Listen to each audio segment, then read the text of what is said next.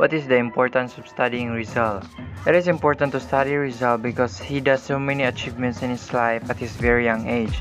It is also important to study Rizal to make us students to inspire in his actions, determinations, and to make us aim high for ourselves.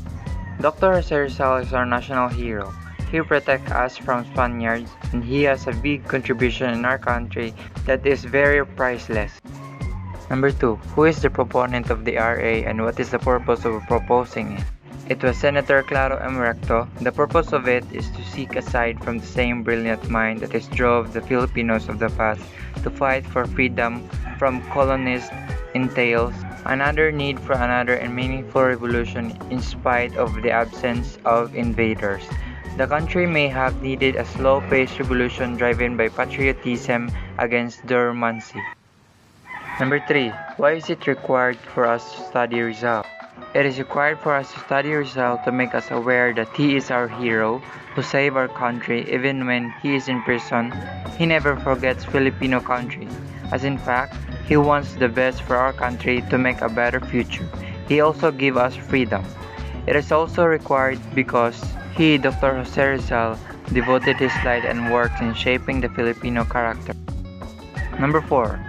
Who opposed the RA as a subject and why? The Catholic Action of the Philippines, the Knights of Columbus, the Congregation of the Mission, and the Catholic Teachers Guild are those who opposed the RA.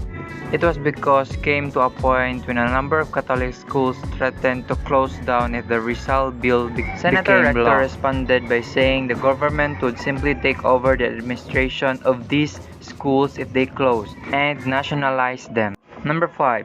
Compare the political condition during the 19th century and the present political condition in the Philippines.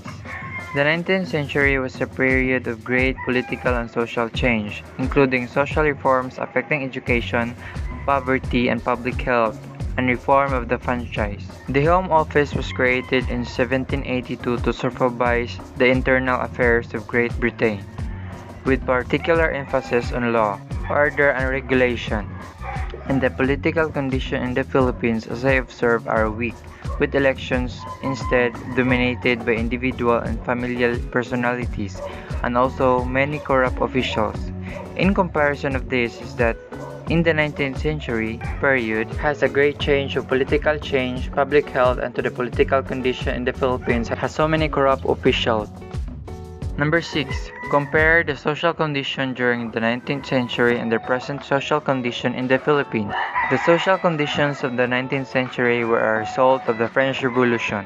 The French Revolution was resulted in the need for a new social structure after the king was beheaded.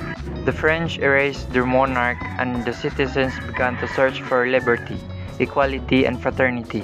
In the social condition in the Philippines is that many people facing many problems such as poverty, unemployment, and many more. So the social condition in the 19th century is better than the present social condition in the Philippines. Number 7. Compare the economic condition during the 19th century and the economic conditions in the Philippines. The U.S. economy of the early 19th century was characterized by labor shortage, as noted by numerous contemporary observers. The labor shortage was attributed to the cheapness of the land and the high returns on agriculture, while the economic condition of the Philippines is still facing a lot of problems, like issues that they address are food insecurity, hunger and poor nutrition, poor quality of education, land and housing insecurity, and poor sanitation, so the Philippines needs more development.